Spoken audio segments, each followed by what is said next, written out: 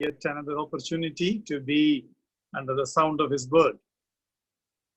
ദൈവത്തിന്റെ വചനത്തിന്റെ ശബ്ദത്തിന് കീഴിലായിരിക്കാൻ ഒരു അവസരം കൂടി ദൈവം നൽകി തന്നു. I praise God for this opportunity and want to especially extend my thanks to the assembly. ഈ ലഭിച്ച നല്ല അവസരത്തെ ഓർത്ത് ഞാൻ ദൈവത്തെ സ്തുതിക്കുന്നു. അതുപോലെ തന്നെ ദൈവസഭയോടും ഈ അവസരത്തിൽ ഞാൻ നന്ദി അറിയിക്കുന്നു. Initially I was reluctant to take this last class. പ്രാരംഭത്തിൽ ഞാൻ ഈ ഒരു ക്ലാസ് അവസാനത്തെ ക്ലാസ് എടുക്കുവാൻ അല്പം ബുദ്ധിമുട്ടിയിരുന്നു. The reason was the much fruit was a personal struggle in my own life. അതിന്റെ കാരണം എന്നുള്ളത് ആ നല്ല വളരെയധികം ഫലം എന്നുള്ളത് എന്റെ വ്യക്തിപരമായ ജീവിതത്തിൽ എനിക്ക് വളരെ പ്രയാസമേറിയ ഒരു അനുഭവമാണ്. And so I was struggling with the Lord, and the Lord has helped me to settle with him certain things, and as the Lord has given me the confidence, not the worthiness but the confidence to say a word on this subject, depending upon him and humbling myself, I dare to take this subject. ഞാൻ ആ നിലയിൽ ദൈവവുമായിട്ട് വളരെയധികം ആ നിലയിലെ പ്രയാസം അനുഭവിക്കുകയും ദൈവവുമായിട്ട് ഒരു ആശയവിനിമയത്തിൽ ഏർപ്പെടുകയും, എന്നാൽ കർത്താവ് എന്റെ യോഗ്യതയല്ല മറിച്ച് എനിക്ക് ഒരു ആത്മവിശ്വാസം ഈ വിഷയം എടുക്കുവാൻ തക്കവണ്ണം നൽകി തന്നു. അതുകൊണ്ടാണ് ഈ ഒരു വിഷയം എടുക്കുവാൻ ഞാൻ ഇപ്പോൾ ധൈര്യപ്പെടുന്നത്. The first thing what I want to remind you is that you might have noticed there is a progression in our study. ഒന്നാമതായിട്ട് നാം ഓർത്തിരിക്കേണ്ട ഒരു വിഷയം എന്നുള്ളത് ഒരുപക്ഷെ നിങ്ങൾ ശ്രദ്ധിച്ചു കാണാം.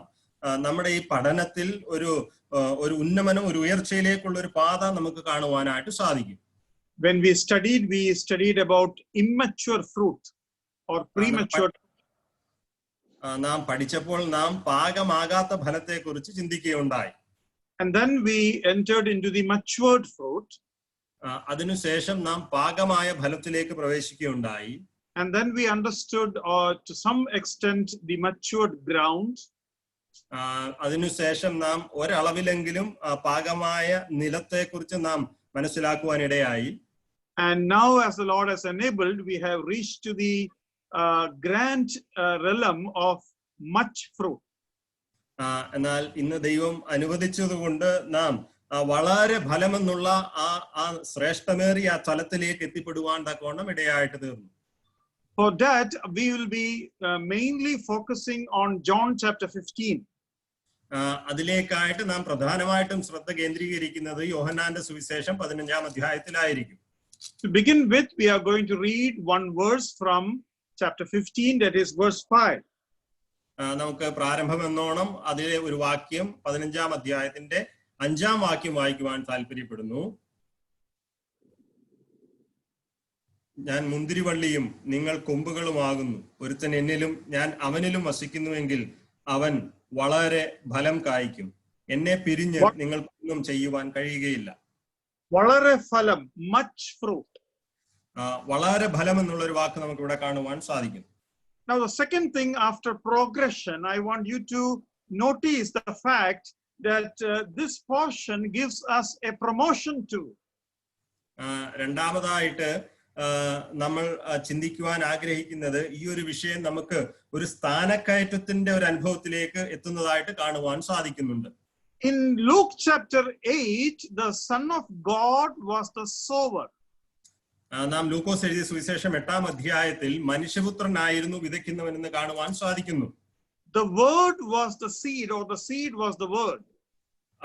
വചനമാണ് അവിടെ വിത്തെന്ന് രേഖപ്പെടുത്തിയിരിക്കുന്നത്. വിത്തായിരുന്നു വചനം. And then the plant which came up are the actions of the believer. എന്നാൽ അവിടെ ആ ഉയർന്നു വന്ന അല്ലെങ്കിൽ മുളച്ചു വന്ന ആ സസ്യം എന്നുള്ളത് ഒരു വിശ്വാസിയുടെ പ്രവൃത്തികളായിരുന്നു. But who were we? എന്നാൽ നാം ആരായിരുന്നു? We were the ground. നാം ആയിരുന്നു ആ നിലമെന്നുള്ളത്. But now in chapter 15 we have been promoted as the branch of the true vine. എന്നാൽ ഇവിടെ ഇതാ ഈ 15-ാം അധ്യായത്തിലേക്ക് എത്തിച്ചേരുമ്പോൾ നാം ആ മുന്തിരിവള്ളിയുടെ ആ ശാഖകൾ എന്നോണം കൊമ്പ് എന്ന നിലയിലേക്ക് ഒരു സ്ഥാനക്കയറ്റം നമുക്ക് ലഭിച്ചിരിക്കുകയാണ്. So even in our study and in our Christian life, we have been promoted. Congratulations. അത് മുഖാന്തരം നമുക്ക് നമ്മുടെ പഠനത്തിലും അതുപോലെ നമ്മുടെ ക്രിസ്തീയ ജീവിതത്തിലും ഒരു സ്ഥാനക്കയറ്റം ലഭിച്ചിരിക്കുകയാണ്. അഭിനന്ദനങ്ങൾ. And now in this chapter itself, the Lord clarifies that promotion. ഈ അധ്യായത്തിൽ തന്നെ നമ്മുടെ കർത്താവ് ആ ഒരു സ്ഥാനക്കയറ്റത്തെ വ്യക്തമാക്കുകയാണ്. Verse 14 of the same chapter 15. 15-ാം അധ്യായത്തിന്റെ 14-ാം വാക്യം അവിടെ നാം ഇങ്ങനെ വായിക്കുന്നു. അവിടെ പറയുന്നു, നിങ്ങൾ എന്റെ സ്നേഹിതന്മാർ തന്നെ. If you do whatever I command you. ഞാൻ നിങ്ങളോട് കൽപ്പിക്കുന്നത് ചെയ്താൽ നിങ്ങൾ എന്റെ സ്നേഹിതന്മാർ. So he explains why he is promoting us. അതുകൊണ്ട് കർത്താവ് ഇവിടെ വിശദീകരിക്കുകയാണ് എന്തുകൊണ്ടാണ് കർത്താവ് നമുക്ക് സ്ഥാനക്കയറ്റം നൽകുന്നത്. So this is a promotion with an explanation and with a reason. ഒരു വിശദീകരണത്തോടും ഒരു കാരണത്തോടും കൂടിയുള്ള ഒരു സ്ഥാനക്കയറ്റമായിട്ട് ഇതിരിക്കുന്നു. Oh, now from servants we have become the friends of the Lord. നമ്മൾ ഇതാ ദാസന്മാർ എന്നുള്ള നിലയിൽ നിന്നും കർത്താവിന്റെ സ്നേഹിതന്മാരായി തീർന്നിരിക്കുന്നു. Now here I want to say something very, very important, which you have to keep it in your heart with caution. വളരെയധികം ഗൗരവത്തോടു കൂടി നിങ്ങൾ കരുതേണ്ട ഒരു വസ്തുത, ഞാൻ വളരെ പ്രാധാന്യം അർഹിക്കുന്ന ഒരു വസ്തുത പറയുവാനായിട്ട് പോവുകയാണ്. The Lord has called us as his friend. ദൈവം നമ്മെ വിളിച്ചിരിക്കുന്നത് തന്റെ സ്നേഹിതന്മാരായിട്ടാണ്. Did he say that he is our friend? കർത്താവ് നമ്മോട് പറഞ്ഞു താൻ നമ്മുടെ സ്നേഹിതനാണെന്ന്. That is not what the Lord meant. അതല്ല കർത്താവോടെ അർത്ഥമാക്കിയത്. The Lord is saying, I am the boss, I am the master. Since I say everything what I do, I cannot call you servant, so I am calling you friend. എന്നാൽ കർത്താവ് ഇവിടെ പറയുന്നത് ഞാനാണ് നിങ്ങളുടെ യജമാനൻ, എന്നാൽ ഞാൻ പറയുന്നതൊക്കെയും നിങ്ങൾ അനുസരിക്കുന്നത് കൊണ്ട് നിങ്ങൾ എന്റെ സ്നേഹിതന്മാരാണ്. No, brother, what I meant is that whatever I do, I say to you, because I disclose everything to you, I cannot call you my servant. ഞാൻ ചെയ്യുന്നതൊക്കെയും ഞാൻ നിങ്ങളോട് പറഞ്ഞു തരുന്നു, എന്നാൽ ഞാൻ ഇതൊക്കെയും നിങ്ങൾക്ക് വെളിപ്പെടുത്തി തരുന്നത് കൊണ്ട് ഞാൻ നിങ്ങളുടെ സ്നേഹിതന്മാർ എന്ന് പറയുവാൻ സാധിക്കുകയില്ല.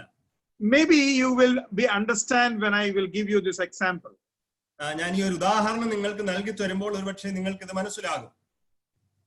Think Dubai Sheikh or King came to one of you and said, for example, Sonny Thomas brother, Sonny Thomas is my friend, and he put his hands around his shoulder.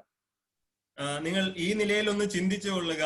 ദുബായിലെ രാജാവ് അല്ലെങ്കിൽ ഷെയ്ഖ് നിങ്ങളുടെ ഭവനത്തിൽ കടന്നു വന്നിട്ട് ഈ സഹോദരൻ സണ്ണി തോമസ് സഹോദരൻ എന്റെ സുഹൃത്താണെന്ന് പറഞ്ഞ് എന്റെ തോളിൽ തന്റെ കൈ ഇടുകയാണെന്ന് ഊഹിച്ചു നോക്കുക. So it's a very good thing, it's a very great thing. അതൊരു നല്ല കാര്യമാണ്, ഒരു വലിയ കാര്യമാണത്. But as soon as the king put his hand around Sonny Thomas brother's shoulder, Sonny Thomas raised his hand and put his hand also on the shoulder of the king. എന്നാൽ ഈ രാജാവ് കടന്നു വന്ന് തന്റെ ആ കരം എന്റെ തോളിൽ വെക്കുമ്പോൾ ഞാനും അതേ അവസരത്തിൽ തന്നെ എന്റെ കരങ്ങൾ എടുത്ത് ആ രാജാവിന്റെ തോളിലേക്ക് വെക്കുകയാണ്. Will you do it, Sonny brother? നമ്മൾ ആ നിലയിൽ ചെയ്യുമോ? No, we are not supposed to do like that. നാം ഒരിക്കലും ആ നിലയിൽ ചെയ്യേണ്ടവരല്ല. The master calls me a friend. I am so glad. Oh, my master, he is still your master. യജമാനൻ എന്നെ തന്റെ സ്നേഹിതൻ എന്ന് വിളിക്കുമ്പോൾ എനിക്ക് യജമാനോട് പറയാനുള്ളത് വളരെ നന്ദി യജമാനനെ, എന്നാൽ ഇപ്പോഴും അങ്ങ് എന്റെ യജമാനൻ തന്നെയാണ്. You know, I used to ask this question, Aaron, Miriam and Moses. ഈ ഒരു ചോദ്യം ചോദിക്കുവാൻ ആഗ്രഹിക്കുന്നതാണ്. അഹരോനും മിരിയാമും മോശയും. What's their relationship, by the way? അവർ തമ്മിലുള്ള ബന്ധം എന്തായിരുന്നു? Yeah, anybody wants to answer? ആർക്കെങ്കിലും മറുപടി നൽകുവാനുണ്ടോ? Poor answer, Stevenson Varghese brother will give him a reward. Brother, sister. Yeah, they are siblings. Our സഹോദരങ്ങളായിരുന്നു. So, now the next question is that Moses was the youngest or the eldest? അടുത്ത ചോദ്യം എന്നുള്ളത് മോശ ഏറ്റവും ഇളയതായിരുന്നു ഏറ്റവും മൂത്തതായിരുന്നു? Eldest. Youngest. Oh, so I am glad that there is a division in the assembly. Okay, so Moses was the youngest. മോശ ഏറ്റവും ഇളയവനായിരുന്നു. But it does not mean they can call Moses Eda Poda. എന്നാൽ അത് താൻ ഏറ്റവും ഇളയവനായതുകൊണ്ട് ഒരിക്കലും മോശയെ കയറി എടാ പോടാ എന്ന് വിളിക്കുവാൻ അവർക്ക് കഴിയുമായിരുന്നില്ല. Because when they had a small quarrel in between, the Lord came and interrupted in between and said, I speak to prophets through visions and dreams, but to Moses, I speak to him face by face. Why did not you hesitate to quarrel with my servants? അവിടെ ദൈവം അവര് തമ്മിൽ ഒരു ചെറിയ വഴക്ക് ഈ സഹോദരങ്ങൾ തമ്മിൽ ഉണ്ടായപ്പോൾ ദൈവം അവരുടെ അടുക്കൽ വന്നിട്ട് ചോദിക്കുകയാണ്, ഞാൻ മറ്റു പ്രവാചകന്മാരോട് സ്വപ്നങ്ങളിലും ദർശനങ്ങളിലും സംസാരിക്കുന്നു, എന്നാൽ എന്റെ സ്നേഹിതനായ മോശയോട് ഞാൻ മുഖാമുഖം മറപൊരുളായിട്ട് സംസാരിക്കുന്നു, എന്തുകൊണ്ട് നിങ്ങൾ എന്റെ ദാസനായ മോശയെ വിളിച്ചില്ല? That means you have to rate a person in the way he is in the eyes of God. അതിന്റെ അർത്ഥം എന്നുള്ളത് നാം ഒരു വ്യക്തിയെ വിലയിരുത്തേണ്ടത് ആ വ്യക്തി ദൈവത്തിന്റെ ദൃഷ്ടിയിൽ ഏത് വിധമാണോ ആ നിലയിലാണ് നാം വിലയിരുത്തേണ്ടത്. It can be that tomorrow one of your elder may be a poor brother in the outward world. ഈ നിലയിലായി തീരാം ഒരുപക്ഷെ നിങ്ങളുടെ ഒരു മൂപ്പൻ ലോകപരമായിട്ട് വളരെയധികം പാവപ്പെട്ട ഒരു വ്യക്തിയായിരിക്കാം. Think that a peon is your elder. നിങ്ങൾ ഈ നിലയിൽ ചിന്തിക്കുക, നിങ്ങളുടെ മൂപ്പൻ എന്നുള്ളത് ഒരു peon ആയിക്കൊള്ളാം. One of the elder is a peon. നിങ്ങളുടെ മൂപ്പന്മാരിൽ ഒരുവൻ ഒരു പിയൂണാണ്. Oh, would you have any problem in subjecting to him? ആ വ്യക്തിക്ക് കീഴ്പ്പെടുന്നതിൽ നിങ്ങൾക്ക് എന്തെങ്കിലും ബുദ്ധിമുട്ടുണ്ടാകുമോ? Would you honor the other person even higher because he is a big manager or CEO of a company and this elder is a peon? നിങ്ങൾ എന്നാൽ മറ്റൊരു മൂപ്പൻ ഒരു വലിയ കമ്പനിയുടെ സിഇഒ ആയിരിക്കുന്ന ആ വ്യക്തിക്ക് കൂടുതൽ മാനം കൊടുക്കുമോ? എന്നാൽ ഈ മറ്റേ മൂപ്പൻ എന്നുള്ളത് വളരെ താണ ഒരു ജോലിയുള്ള ഒരു വ്യക്തി ആയിരിക്കുകയും ചെയ്യുന്നത് കൊണ്ട്. These things are really serious. Even if you have an attitude in your heart, you need to correct on those areas. ഈ കാര്യങ്ങളൊക്കെയും വളരെയധികം ഗൗരവമുള്ളതാണ്. നമ്മുടെ ഹൃദയത്തിൽ ഈ നിലയിൽ ഒരു മനോഭാവം ഉണ്ടെങ്കിൽ പോലും നാം അതിനെ ശരിയായ നിലയിൽ ക്രമപ്പെടുത്തേണ്ടത് ആവശ്യമാണ്. Do you respect every evangelist in the same way? നിങ്ങൾ എല്ലാ സുവിശേഷകന്മാരെയും ഒരേ നിലയിലാണോ ബഹുമാനിക്കുന്നത്? Oh, we need to work hard on those areas. നമ്മൾ ആ മേഖലകളിലൊക്കെയും വളരെയധികം കഠിനമായിട്ട് അധ്വാനിക്കേണ്ടിയിരിക്കുന്നു. The Lord has very clearly stated that how he looks at a poor person. ദൈവം വളരെ വ്യക്തമായിട്ട് പറഞ്ഞിട്ടുണ്ട് ഒരു പാവപ്പെട്ട വ്യക്തിയെ ദൈവം എങ്ങനെയാണ് നോക്കി കാണുന്നതെന്ന്. Let me go ahead. Now I just want to read the first verse of chapter 15. മുൻപോട്ട് ഞാൻ പോയിക്കൊള്ളട്ടെ. യോഹന്നാന്റെ സുവിശേഷം 15-ാം അധ്യായത്തിന്റെ 1-ാമത്തെ വാക്യം വായിക്കുവാൻ ആഗ്രഹിക്കുന്നു. I am the true vine and my father is the vine dresser. ഞാൻ സാക്ഷാൽ മുന്തിരിവള്ളിയും എന്റെ പിതാവ് തോട്ടക്കാരനുമാകുന്നു. So what's happening here is that after a progression, then a promotion, and now the Lord is introducing himself to show you the position. ഇവിടെ എന്താണ് സംഭവിക്കുന്നതെന്ന് പറഞ്ഞാൽ ഒരു മുൻപോട്ടുള്ള ഒരു പോക്കിന് ശേഷം ഒരു സ്ഥാനക്കയറ്റത്തിന് ശേഷം ഇവിടെ കർത്താവ് ആ ഒരു സ്ഥാനം വ്യക്തമാക്കുകയാണ്. He is introducing himself afresh. ഇവിടെ തന്നെ ഒന്ന് താൻ ആമുഖമായിട്ട് പരിചയപ്പെടുത്തുകയാണ്. Oh, how come this is the end of the Lord's ministry? Why should he introduce himself again? ഇവിടെ കർത്താവിന്റെ ആ ശുശ്രൂഷയുടെ അവസാന ഘട്ടത്തിലായിരിക്കുന്നു. പിന്നെയും എന്തുകൊണ്ടാണ് കർത്താവ് ഈ നിലയിൽ തന്നെ പരിചയപ്പെടുത്തുന്നത്?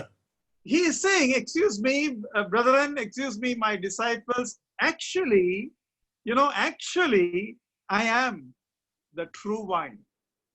ഇവിടെ കർത്താവ് പറയുകയാണ്, എന്റെ സഹോദരന്മാരെ, എന്റെ ശിഷ്യന്മാരെ, ഞാൻ സാക്ഷാൽ മുന്തിരിവള്ളിയാകുന്നു.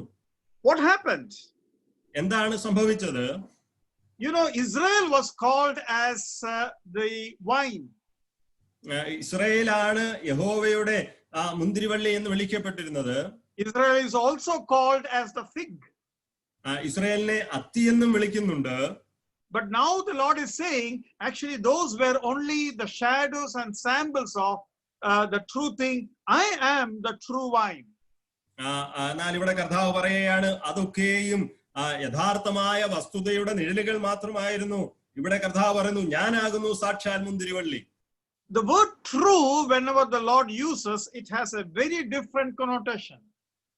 കർത്താവ് അവിടെ സാക്ഷാൽ അല്ലെങ്കിൽ സത്യം എന്നൊരു പദം ഉപയോഗിക്കുമ്പോൾ അതിന് വലിയ അർത്ഥവ്യത്യാസമുണ്ട്. He says that I am the true bread, the true light, and the true wine. കർത്താവ് പറയുന്നു, ഞാനാണ് സാക്ഷാൽ ഞാൻ മുന്തിരിവള്ളിയാകുന്നു, ഞാൻ ജീവന്റെ അപ്പമാകുന്നു. ആ നിലയിലാണ് കർത്താവ് പറയുന്നത്. He also says, I am the truth. കർത്താവ് ഇതും പറയുന്നുണ്ട്, ഞാൻ തന്നെ സത്യമെന്ന്. How can a person say, I am the truth? ഒരു വ്യക്തിക്ക് എങ്ങനെ പറയാനായിട്ട് സാധിക്കും ഞാൻ തന്നെ ആകുന്നു സത്യമെന്ന്? We find truth, we say the truth, we reveal the truth, but we will not say, I am the truth. നമുക്ക് സത്യത്തെ അന്വേഷിക്കുവാൻ സാധിക്കും, നമുക്ക് സത്യത്തെ വെളിപ്പെടുത്തുവാനായിട്ട് സാധിക്കും, നമുക്ക് സത്യം പറയുവാൻ സാധിക്കും. എന്നാൽ ഒരിക്കലും നമുക്ക് നാം ആണ് സത്യം എന്ന് പറയുവാൻ സാധിക്കുകയില്ല. It is only the Lord who can say, I am the truth, and it's a meaningful statement.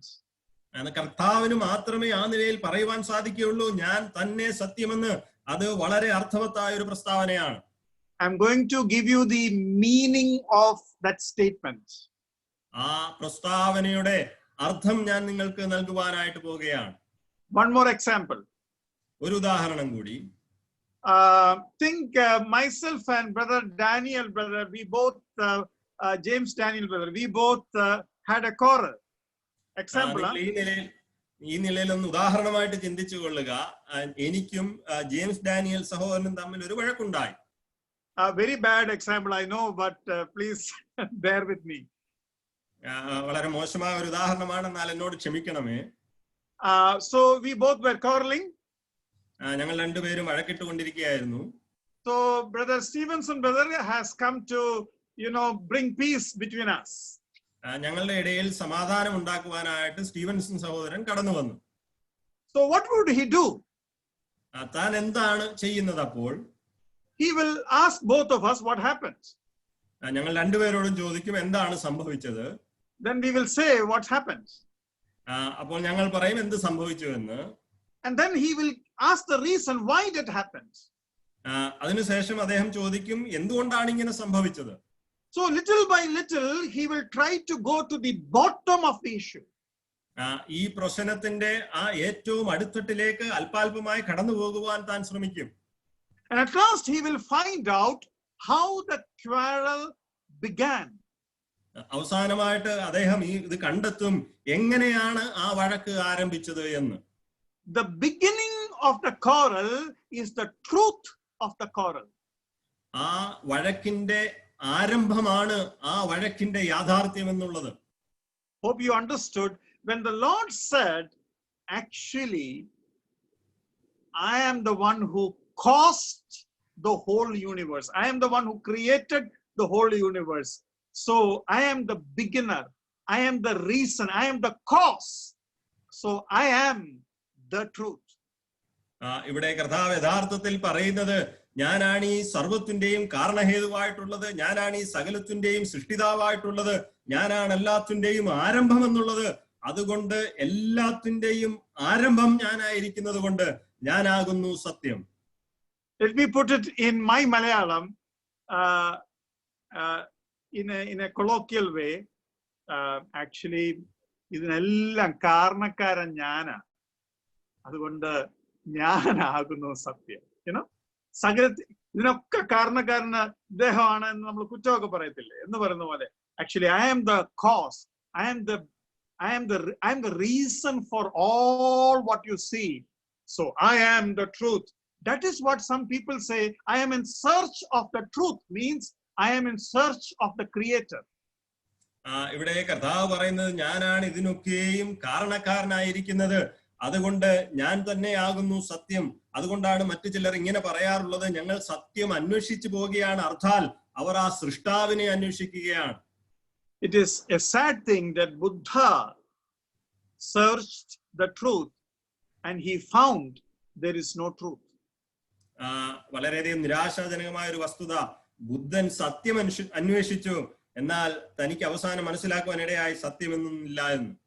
So he said, whatever we do, we will reap. So he erected 8 pillars of life, and he said, if you will observe these 8 pillars of life, you will be happy. Otherwise, there is nobody there to help you from above. So forget about it. There is no such truth. The truth is, you are alone. ഇവിടെ അത് മുഖാന്തരം അദ്ദേഹം പറയുകയുണ്ടായി, നാം എന്താണ് ചെയ്യുന്നത് അത് നാം കൊയ്യുക തന്നെ ചെയ്യും. അത് മുഖാന്തരം അദ്ദേഹം ജീവിതത്തിൽ നാം അനുഷ്ഠിക്കേണ്ട 8 തൂണുകൾ ആ നിലയിൽ സങ്കല്പിക്കുകയും ആ 8 തൂണുകൾ നാം പ്രവർത്തിക്കുകയാണെങ്കിൽ നമുക്ക് നന്മ വരികയും ചെയ്യും. അത് മാത്രമല്ല അദ്ദേഹം പറഞ്ഞു, സത്യമൊന്നുമില്ല, ഈ ലോകത്തിൽ നാം തനിയാണ്, ഏകരാണ് എന്ന്. Is it not funny when a person makes this statement, I was in search of truth and I found the truth, that there is no truth? എത്രയോ തമാശയുളവാകുന്ന ഒരു വസ്തുതയാണ് ഒരു വ്യക്തി സത്യം അന്വേഷിച്ച് നടന്നിട്ട് അവസാനം പറയുകയാണ്, ഞാൻ സത്യം കണ്ടെത്തി, ആ സത്യം എന്നുള്ളത് ഈ ലോകത്തിൽ സത്യമില്ല എന്നുള്ളതാണ്. Well, what I wanted to say you is this. Here the Lord is introducing himself as the vine, and then he says, my father is the vine dresser. ഇവിടെ ഞാൻ നിങ്ങളോട് പറയുവാനായിട്ട് ആഗ്രഹിക്കുന്നത്, ഇവിടെ കർത്താവ് പറയുന്നു, ഞാനാകുന്നു മുന്തിരിവള്ളി. അതിനുശേഷം തന്റെ പിതാവിനെ കുറിച്ച് താൻ പറയുന്നു, എന്റെ പിതാവ് തോട്ടക്കാരനാകുന്നു. Now this is the point where we need to rejoice, because someone has said like this rightly, that the church in the world is the biggest beauty parlor ever found. ഇവിടെ നാം സന്തോഷിക്കേണ്ട ഏറ്റവും വലിയൊരു വസ്തുതയായിട്ടിരിക്കുന്നു. കാരണം ശരിക്കും ഒരു വ്യക്തി ഈ നിലയിൽ പറഞ്ഞിട്ടുണ്ട്, സഭ എന്നുള്ളതാണ് ഈ ലോകത്തിലെ ഏറ്റവും വലിയ ബ്യൂട്ടി പാർലർ എന്നുള്ളത്. Here it is, it gives an added meaning. Wine dresser means he decorates the wine. ഇവിടെ ഈ തോട്ടക്കാരൻ എന്നുള്ള അർത്ഥത്തിൽ നാം അതിനെക്കുറിച്ച് ചിന്തിക്കുമ്പോൾ അതിന് ആഴമായ മറ്റൊരു അർത്ഥം കൂടി കാണുവാനായിട്ട് സാധിക്കും. ആ മുന്തിരിവള്ളിയെ വെട്ടി വൃത്തിയാക്കി അലങ്കരിക്കുന്നത് പിതാവാണ്.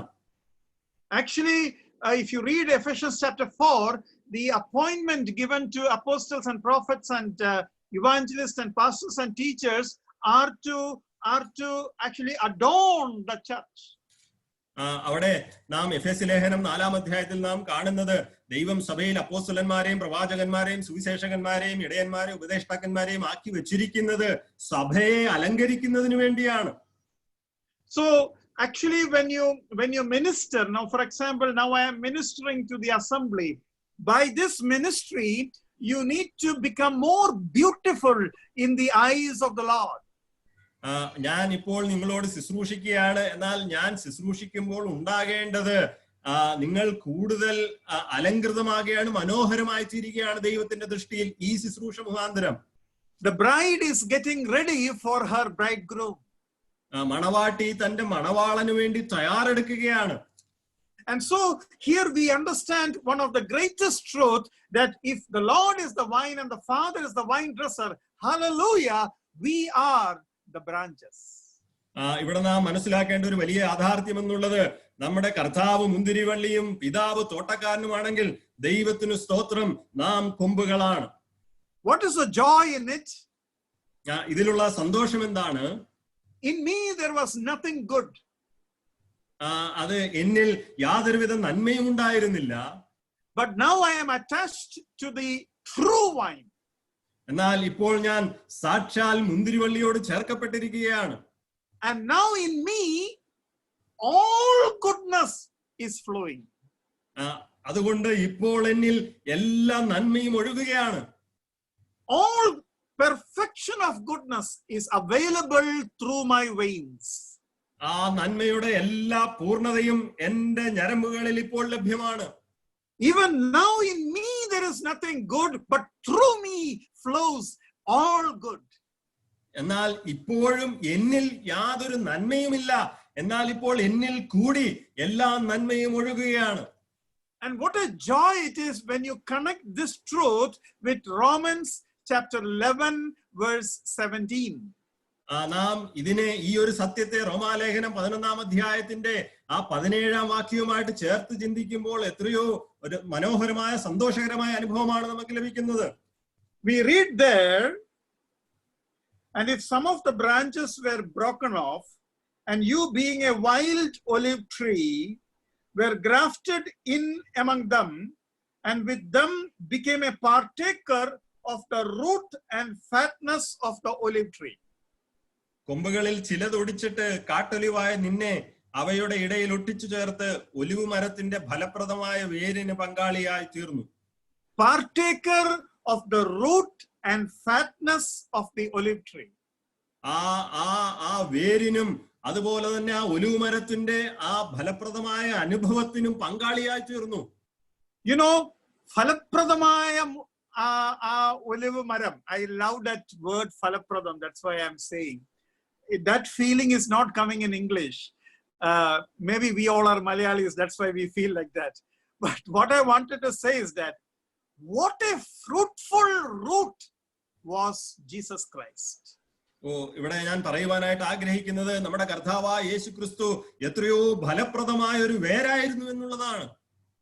ആ ഫലപ്രദമായ വേരിനാണ് ഞാൻ ഇന്ന് വള്ളിയായി തീർന്നിരിക്കുന്നത്, കൊമ്പായി തീർന്നിരിക്കുന്നത്. What a privilege to have all the resources of the most profitable root. എത്രയോ ഏറ്റവും ഫലപ്രദമായ ആ വേരിനൊരു പങ്കാളിയായി തീരുവാൻ ഇടയായി തീർന്നത് എത്രയോ ശ്രേഷ്ഠമായ ഒരു പദവിയായിട്ടിരിക്കുന്നു. Now I'm going to ask a question, and I want all the senior brethren to get ready to answer this. ഞാനിപ്പോൾ ഒരു ചോദ്യം ചോദിക്കുവാനായിട്ട് പോവുകയാണ്. ഈ ചോദ്യത്തിന് എല്ലാ മുതിർന്ന സഹോദരന്മാരും ഉത്തരം പറയുവാനായിട്ട് തയ്യാറായിരിക്കണമേ. I mean, why I said that is not because of anything else, but it is related to farming. So children may not answer. Sometimes they may be able to answer. Anybody can answer, but the question is this. In this verse 17, it is written, you were a wild olive tree. You were grafted to the good olive tree. ഇവിടെ ഞാൻ ആ നിലയിൽ പറയുവാൻ കാരണമെന്നുള്ളത് കുഞ്ഞുങ്ങൾക്ക് കൃഷിയെ പറ്റി വലിയ അറിവുണ്ടായിരിക്കില്ല എന്ന് ചിന്തിച്ചാണ്. എന്നാൽ എല്ലാവർക്കും ഉത്തരം പറയാം. ഇവിടെ ഈ വാക്യത്തിൽ പറയുന്നത് കാട്ടൊലിവായ നിന്നെ, കൊമ്പുകളിൽ ചിലത് ഒടിച്ചിട്ട് കാട്ടൊലിവായ നിന്നെ ആ നല്ല ഒലിവ് മരത്തോട് ചേർത്ത് ഒട്ടിച്ചു ചേർത്തു. Now listen to this carefully. ഇത് വളരെ ശ്രദ്ധിച്ച് കേൾക്കണമേ. Think I grafted a white rose to a red rose plant. നിങ്ങൾ ഈ നിലയിൽ ഒന്ന് ചിന്തിക്കുക. ഞാനൊരു വെള്ള റോസാപ്പൂവിന്റെ ആ ഒരു ചെടി ഒരു ചുമല റോസാപ്പൂവിന്റെ ചെടിയോട് ചേർത്ത് ഒട്ടിക്കുവാനിടയായി. And now they are well grafted. അത് ആ നല്ല രീതിയിൽ അത് ഒട്ടി ചേർന്നിരിക്കുകയാണ്. Now the white branch, will it produce red rose or white rose? ഇപ്പോൾ ആ ഒട്ടിച്ച് ചേർക്കപ്പെട്ട ആ വെള്ള റോസാപ്പൂവിന്റെ ആ കൊമ്പ് വെള്ളപ്പൂ ഉൽപ്പാദിപ്പിക്കുമോ അതോ ചുമന്ന പൂ ഉൽപ്പാദിപ്പിക്കുമോ? Anybody can answer. White rose. Thank you, brother. You are right. White rose. അത് വെള്ളപ്പൂവായിരിക്കും ഉൽപ്പാദിപ്പിക്കുന്നത്. If that is the case, അങ്ങനെയാണ് സാഹചര്യമെങ്കിൽ wild olive tree is attached to the good olive tree. So in this branch, what fruit should come? ഇപ്പോൾ ഇതാ കാട്ടൊലിവ് ഒരു നല്ല ഒലിവിനോട് ചേർത്ത് ഒട്ടിച്ചിരിക്കുകയാണ്. അങ്ങനെയെങ്കിൽ ആ കാട്ടൊലിവിന്റെ ആ കൊമ്പിൽ ഏത് തരത്തിലുള്ള ഫലമാകും പുറപ്പെടുവിക്കുന്നത്? Good fig or wild fig? കാട്ടത്തി ആയിരിക്കുമോ അതോ നല്ല അത്തി ഫലമായിരിക്കുമോ? It's a good fig. Now you are contradicting your own statement. ഇവിടെ ആ രണ്ട് പരസ്പര വൈരുദ്ധ്യങ്ങളായ ഉത്തരമാണ് നമുക്ക് ഇവിടെ ലഭിക്കുന്നത്. If a white rose is grafted, still white rose will come in that branch. In the same way, when a wild olive is grafted, wild fig should come. I mean, wild olive should come. I'm sorry to say fig. ഒരു വെള്ള ആ റോസാപ്പൂവിന്റെ കമ്പ് ഒരു ചുമന്ന റോസാപ്പൂവിൽ വെച്ചു പിടിപ്പിക്കുമ്പോൾ ആ വെള്ളക്കമ്പിൽ വെള്ളപ്പൂവ് തന്നെ വരുന്നത് പോലെ ഒരു കാട്ടൊലിവിന്റെ കൊമ്പ് ഒരു നല്ല ഒലിവിനോട് ചേർത്തൊട്ടിക്കുമ്പോൾ ആ കാട്ടൊലിവിന്റെ കൊമ്പിൽ കാട്ടത്തി തന്നെ ആയിരിക്കും വരേണ്ടത്. കാട്ടൊലിവ് തന്നെ ആയിരിക്കും വരേണ്ടത്. Now, I am going to explain it. ഞാനിത് വിശദീകരിക്കുവാനായിട്ട് പോവുകയാണ്. Think, before becoming a believer, I gave 1,000 rupees to a poor man. ഞാൻ വിശ്വാസിയാകുന്നതിന് മുൻപ് ഒരു പാവപ്പെട്ട മനുഷ്യന് 1000 രൂപ കൊടുക്കുവാൻ ഇടയായി. He was my neighbor and he was in need of money. He asked and I gave him. അദ്ദേഹം എന്റെ അയൽക്കാരനായിരുന്നു, തനിക്ക് പണത്തിന്റെ ആവശ്യമുണ്ടായിരുന്നു, അദ്ദേഹം എന്നോട് ചോദിച്ചു, ഞാൻ അത് കൊടുത്തു.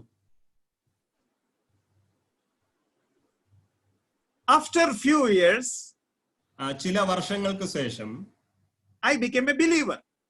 ഞാൻ ഒരു വിശ്വാസിയായി തീർന്നു. And this same neighbor was in need of same 1,000 rupees and he came to the same person, that is me.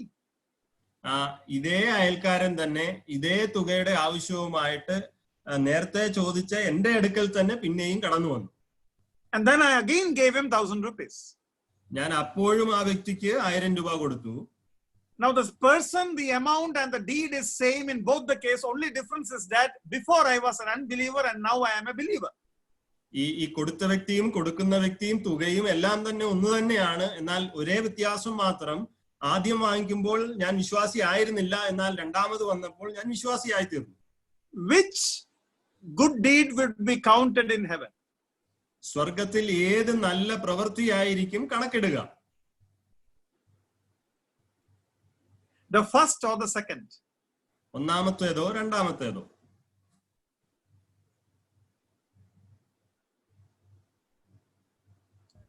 God is gracious. Maybe he'll count both. Let's read. Thank you, brother, for that answer. Let's read Isaiah chapter 64. യെശയ്യാ പ്രവചനം 64-ാം അധ്യായം നമുക്ക് വായിക്കാം. 64 verse 6. 64-ാം അധ്യായത്തിന്റെ 6-ാം വാക്യം.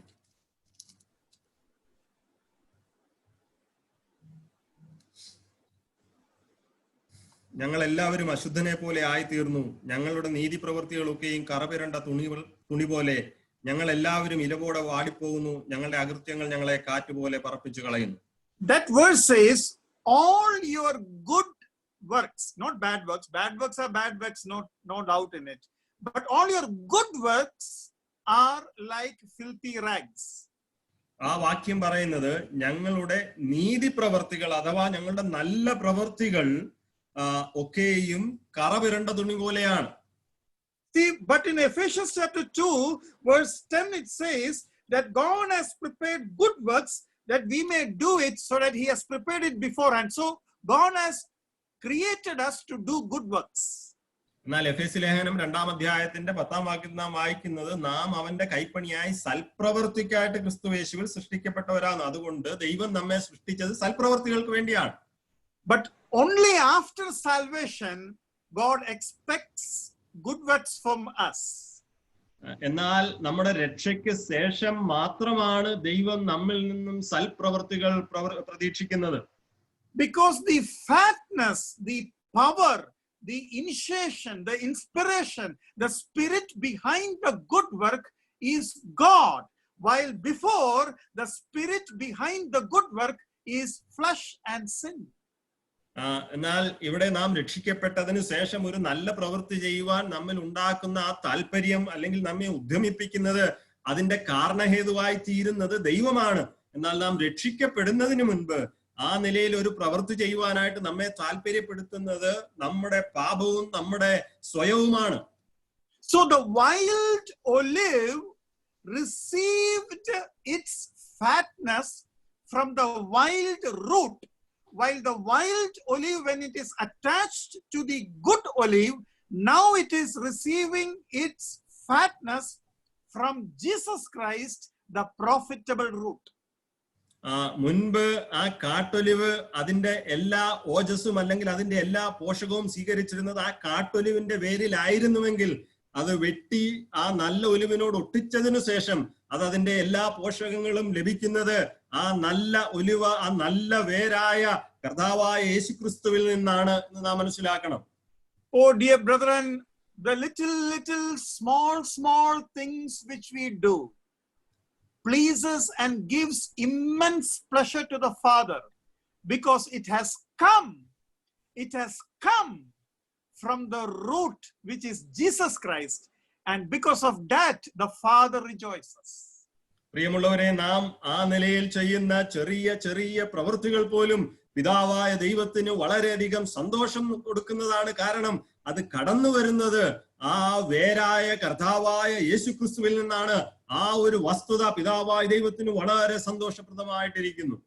The best of best good works before salvation was not counted, while the least of least good work after salvation would be counted for great reward in eternity. പ്രിയമുള്ളവരെ, നാം രക്ഷിക്കപ്പെടുന്നതിന് മുൻപ് ചെയ്ത ഏറ്റവും വലിയ ഏറ്റവും നല്ല നീതി പ്രവർത്തികൾ പോലും ദൈവസന്നിധിയിൽ കണക്കിടാതിരിക്കുമ്പോൾ, നാം രക്ഷിക്കപ്പെട്ടതിനു ശേഷം നാം ചെയ്യുന്ന ചെറിയ ചെറിയ പ്രവർത്തികൾ പോലും നമ്മുടെ നിത്യതയിൽ വലിയ പ്രതിഫലത്തിനായിട്ട് ദൈവം കണക്കിടുവാൻ തക്കവണ്ണമിടയായിട്ട് തീരും. In Jesus Christ, everything is accepted. As the word of God says, in Jesus Christ, there is no condemnation. കർത്താവായ യേശുക്രിസ്തുവിൽ എല്ലാം ദൈവം സ്വീകരിക്കുന്നു. കാരണം ദൈവത്തിന്റെ തിരുവചനത്തിൽ നാം വായിക്കുന്നത്, അതുകൊണ്ട് ക്രിസ്തുയേശുവിൽ ഇപ്പോൾ ഒരു ശിക്ഷാവിധിയുമില്ല. Oh dear brethren, we should be encouraged to do anything and everything, because now we know it is accepted in heaven. പ്രിയമുള്ളവരെ, അത് മുഖാന്തരം നാം ഏത് ചെറിയ കാര്യവും അല്ലെങ്കിൽ എല്ലാ കാര്യങ്ങളും ചെയ്യുവാൻ പ്രോത്സാഹിതമായി തീരേണ്ടത് ആവശ്യമാണ്. കാരണം ഇപ്പോൾ നാം ചെയ്യുന്ന എല്ലാം സ്വർഗത്തിൽ അംഗീകരിക്കപ്പെടുന്നവയാണ്. So now we have a new relationship, a new position, and we are promoted and we rejoice with that position. And now we are going to see the portfolio, the role of this 3% in the vine. ഇവിടെ പ്രിയമുള്ളവരെ, നമുക്ക് ആ നിലയിൽ ഒരു സ്ഥാനക്കയറ്റം ലഭിച്ചു. നമ്മുടെ സ്ഥാനം ഇപ്പോൾ എവിടെയാണെന്ന് നമുക്ക് മനസ്സിലായി തീർന്നു. നമ്മുടെ അനുഭവത്തിന് വ്യത്യാസം വന്നു. എന്നാൽ ഇപ്പോൾ നാം കാണുവാനായിട്ട് പോകുന്നത് നമുക്ക് ഓരോരുത്തർക്കും ലഭിച്ച ഉത്തരവാദിത്വം എന്താണ്. ഈ മുന്തിരിവള്ളിയിൽ ഈ 3 പേരുടെയും അതിൽ ഓരോരുത്തരുടെയും വ്യക്തിപരമായ ഉത്തരവാദിത്വം എന്താണ് എന്നുള്ളതാണ്. I have given you 3 points. One was progression, promotion, and then position. And now we are going to see a plan for each believers. പ്രിയമുള്ളവരെ, 3 കാര്യങ്ങളാണ് നാം ആദ്യമായി ചിന്തിക്കുകയുണ്ടായത്. നമ്മുടെ മുൻപോട്ടുള്ള ആ ഒരു ഉന്നമനം, രണ്ടാമത് നമ്മുടെ സ്ഥാനക്കയറ്റം, മൂന്നാമത് നമ്മുടെ സ്ഥാനം. അടുത്തതായിട്ട് ഞാൻ പറയുവാൻ ആഗ്രഹിക്കുന്നത് ഓരോ വ്യക്തിപരമായ ഓരോ വിശ്വാസിയെയും കുറിച്ചുള്ള പദ്ധതി എന്നുള്ളത്.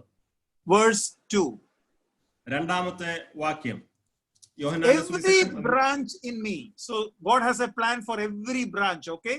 Every branch in me that does not bear fruit, he takes away.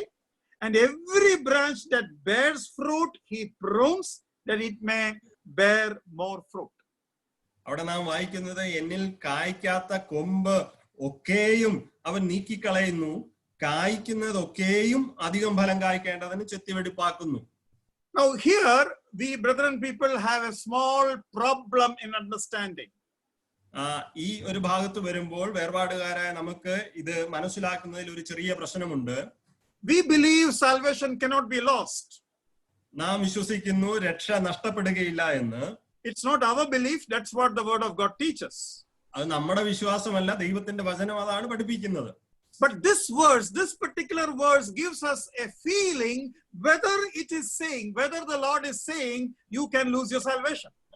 എന്നാൽ ഈ ഒരു വാക്യം വായിക്കുമ്പോൾ ഈ നിലയിൽ ഒരു തോന്നൽ ഉണ്ടാകുന്നുണ്ട്, നമുക്ക് നമ്മുടെ രക്ഷ നഷ്ടപ്പെടുമോ എന്നുള്ളത്.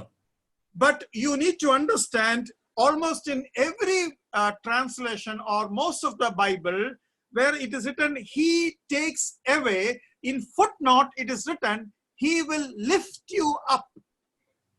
അവിടെ എല്ലാ പരിഭാഷകളിലും നമുക്ക് കാണുവാനായിട്ട് സാധിക്കുന്നത് ഈ നിലയിലാണ്. അവൻ വെട്ടിക്കളയുന്നു, നീക്കിക്കളയുന്നു എന്ന സ്ഥാനത്ത് അവിടെ ഒരു അടിക്കുറിപ്പ് എന്നോണം കൊടുത്തിരിക്കുന്നു. അവൻ നമ്മെ മുകളിലേക്ക് ഉയരത്തിലേക്ക് എടുത്തുകൊള്ളും എന്നുള്ള അർത്ഥത്തിലാണ്. Actually, this particular branch is going closer or getting connected with the earth. So the Lord will disconnect. That is the word. He takes away. He disconnects from the earth and lifts up the branch. ഇവിടെ ഇതിന്റെ അർത്ഥം എന്നുള്ളത്, ഈ കായ്ക്കാത്ത കൊമ്പ് അത് കായ്ക്കാതിരിക്കുന്ന അത് ഭൂമിയുമായിട്ട് കൂടുതൽ ബന്ധം സ്ഥാപിക്കുന്നത് കൊണ്ടാണ്, ഭൂമിയുമായിട്ട് കൂടുതൽ സാമീപ്യത്തിൽ വരുന്നത് കൊണ്ടാണ്. അതുകൊണ്ട് ദൈവം എന്ത് ചെയ്യുന്നു? ആ കൊമ്പിനെ അവിടെ നിന്നും എടുത്തു കളയുന്നു എന്നൊരർത്ഥമാണ് നമുക്ക് മനസ്സിലാക്കുവാൻ സാധിക്കുന്നത്. He lifts, എടുത്തു കളയുന്നു എന്ന് വെച്ച് കഴിഞ്ഞാൽ അവിടുന്ന് ഉയർത്തിയിട്ട് മുകളിലോട്ട് വളരുവാൻ സഹായിക്കുന്നു. He lifts up and helps the branch to climb up. അവിടെ ആ ഒരു അനുഭവത്തിൽ നിന്നും, ആ താഴ്ന്ന അനുഭവത്തിൽ നിന്നും ആ കൊമ്പിനെ ഇളക്കി മാറ്റിയിട്ട് അതിനെ ഉയരത്തിലേക്ക് അതിനെ ചേർത്ത് വെക്കുന്ന ഒരു അനുഭവത്തിലേക്ക് ദൈവമാക്കി തീർക്കുന്നു. My Bible is NKJV. Very clearly they have given a footnote and the footnote says lifts up. അവിടെ എന്റെ വേദപുസ്തകം എന്നുള്ളത് NKJV ആണ്. അത് വ്യക്തമായിട്ട് അതിന്റെ അടിക്കുറിപ്പിൽ പറയുന്നു മുകളിലേക്ക് എടുത്തു നീക്കി വെക്കുക എന്നുള്ള അർത്ഥമാണ്. So that's a branch without fruit. ആ ഒരു കൊമ്പിന് ഫലമില്ലാത്തതാണ്. That's why it is being lifted up. അതുകൊണ്ടാണ് അതിനെ മുകളിലേക്ക് എടുത്തു മാറ്റി വെക്കുന്നത്. So the reason of not fruiting is the connection it has with the earth.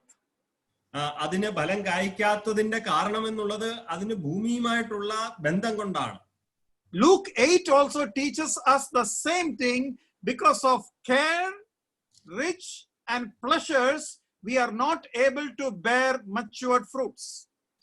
ലൂക്കോസ് എഴുതിയ സുവിശേഷം 8-ാം അധ്യായത്തിലും ഇതേ അർത്ഥം തന്നെയാണ് അവിടെ കാണുവാൻ സാധിക്കുന്നത്. ചിന്തകളാലും ധനത്താലും സംസാരഭോഗത്താലും അതിന് ഫലം കായ്ക്കുവാൻ കഴിയാതെ വരുന്നു. So that is the first fruit. The second is those who bear fruit, he prunes so that they may bear more fruit. അതാണ് ഒന്നാമത്തെ ചിന്ത. രണ്ടാമതായിട്ട് ഫലം കായ്ക്കുന്നതിനെ ദൈവം ചെത്തി വെടുപ്പാക്കുന്നു, അത് കൂടുതൽ ഫലം കായ്ക്കേണ്ടതിന് വേണ്ടി. Now I want to let you know, I want to put these believers into 3 categories. ഞാൻ നിങ്ങളെ അറിയിക്കുവാൻ ആഗ്രഹിക്കുന്നത് ഈ വിശ്വാസികളെ 3 തരമായിട്ട് തിരിക്കുവാൻ ഞാൻ ആഗ്രഹിക്കുകയാണ്. One has no fruit. ഒന്നാമത്തെ കൂട്ടരെന്നുള്ളത് അവർക്ക് ഫലമേ ഇല്ല. Second has some fruit. രണ്ടാമത്തെ കൂട്ടർക്ക് കുറച്ച് ഫലമുണ്ട്. When they are pruned, they have more fruits. അവയെ ചെത്തി വെടിപ്പാക്കുമ്പോൾ അവയ്ക്ക് ധാരാളം ഫലം ലഭിക്കുന്നു. But what God wants is much fruit. Verse 5 we already read. എന്നാൽ ദൈവം ആഗ്രഹിക്കുന്നത് വളരെ ഫലം കായ്ക്കുക എന്നുള്ളതാണ്. നാം 5-ാം വാക്യത്തിൽ മുന്നമേ വായിച്ചതാണല്ലോ. So we almost got 4 kind of believers here. ഇവിടെ 4 തരത്തിലുള്ള വിശ്വാസികളെ നമുക്ക് ഏകദേശം ലഭിച്ചു കഴിഞ്ഞു. No fruit, ഫലമില്ലാത്തവർ, some fruit, കുറച്ച് ഫലമുള്ളവർ, more fruit, കൂടുതൽ ഫലമുള്ളവർ, much fruit. വളരെ ഫലമുള്ളവർ. Now listen to this. ഇത് നിങ്ങൾ ശ്രദ്ധിക്കണമേ. One is a slow one.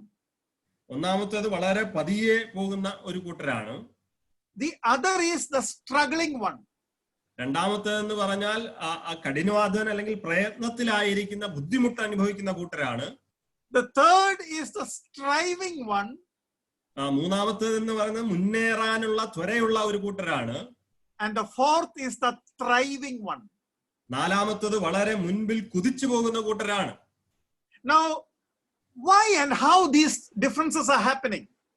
എന്തുകൊണ്ടാണ്, എങ്ങനെയാണ് ഈ വ്യത്യാസങ്ങൾ ഉളവാകുന്നത്? The first one we understood it has a connection with the earth and that ruins all its productivity. ഒന്നാമത്തെ കൂട്ടരെ നാം കണ്ടതാണ്. അവർക്ക് ഭൂമിയുമായി വളരെ ബന്ധമുണ്ട്. അതുകൊണ്ട് അവരുടെ ഫലഭൂയിഷ്ഠതയെ അത് വളരെയധികം സാരമായി ബാധിക്കുന്നു. The second believer is able to produce some fruit. രണ്ടാമത്തെ വിശ്വാസി എന്നുള്ളത് വളരെ കുറച്ച് ഫലം കായ്ക്കുവാൻ കഴിയുന്നുണ്ട്. So the Lord helps that branch by pruning it so that it will be able or enabled to bear more fruit. അത് മുഖാന്തരം ദൈവം എന്ത് ചെയ്യുന്നു? ആ കൊമ്പിനെ ചെത്തി വെടിപ്പാക്കുന്നു. അത് മുഖാന്തരം അതിന് ധാരാളം ഫലം കായ്ക്കുവാൻ കഴിയുന്ന ഒരു അനുഭവത്തിലേക്ക് എത്തിക്കുന്നു. Now I want to let you know this more fruit is not a good complimentary word. ഈ കൂടുതൽ ഫലം എന്നുള്ളത് ഒരിക്കലും ഒരു പ്രോത്സാഹിപ്പിക്കുന്ന ഒരു വാക്കായിട്ടിരിക്കുന്നില്ല. That is a very moderate word. അത് വളരെ സാധാരണ നിലയിൽ ഉപയോഗിക്കുവാൻ കഴിയുന്ന ഒരു പദപ്രയോഗമാണ്. Much fruit is the real word. വളരെ ഫലം കായ്ക്കുക എന്നുള്ളതാണ് യഥാർത്ഥമായ വാക്ക് എന്നുള്ളത്. I want to say a word about this more fruit. ഈ കൂടുതൽ ഫലം എന്നുള്ളതിനെ കുറിച്ച് ഒരു വാക്ക് പറയുവാൻ ഞാൻ ആഗ്രഹിക്കുന്നു. Brethren, you know, in companies we know yearly we have appraisals. നമുക്കറിയാം കമ്പനികളിൽ ഓരോ വർഷവും ഓരോ ഉദ്യോഗാർത്ഥിയുടെ പ്രവർത്തനത്തെ വിലയിരുത്താറുണ്ട്. So their whole performance will be evaluated and the boss will make a statement on their note. അവരുടെ ആ ഒരു വർഷത്തെ അവരുടെ പ്രവർത്തനത്തെയൊക്കെയും വിലയിരുത്തിയിട്ട് ആ കമ്പനിയുടെ യജമാനൻ അതിനെക്കുറിച്ച് ആ വ്യക്തിയെക്കുറിച്ച് ചില കാര്യങ്ങൾ രേഖപ്പെടുത്തും. You know, in Navy also we have the same. നേവിയിലും ഞങ്ങൾക്ക് ഇതേ കാര്യം തന്നെയാണ് ഉണ്ടായിരുന്നത്. The naval way of using the language is very skillful, English language. ഈ നാവികരുടെ ഇടയിൽ ഇംഗ്ലീഷ് ഭാഷ ഉപയോഗിക്കുന്നത് വളരെയധികം ചാതുര്യത്തോടെയാണ്. So when the appraisal is written, a person who is very average in English would feel, even if it's a negative appraisal or a bad appraisal, even if it is like that, when you read, you will feel they are actually complimenting. അവർ എഴുതുന്നത് ഈ വ്യക്തിയുടെ ആ പ്രവർത്തനത്തെ കുറിച്ചുള്ള ആ ഒരു റിപ്പോർട്ടിൽ രേഖപ്പെടുത്തുന്ന ഭാഷ എന്നുള്ളത് ഒരു മോശമായ ആ പ്രവർത്തനം കാഴ്ച ഒരു വ്യക്തിയാണെങ്കിൽ പോലും, അല്ലെങ്കിൽ നെഗറ്റീവായിട്ടുള്ള ഒരു പ്രവർത്തനം കാഴ്ചവെച്ച വ്യക്തിയാണെങ്കിൽ പോലും ആ റിപ്പോർട്ട് വായിക്കുമ്പോൾ അദ്ദേഹത്തിന് വളരെയധികം സന്തോഷവും പ്രോത്സാഹനവും തോന്നുന്ന നിലയിലുള്ള ഭാഷയായിരിക്കും അതിൽ എഴുതിയിരിക്കുന്നുണ്ടാകുക.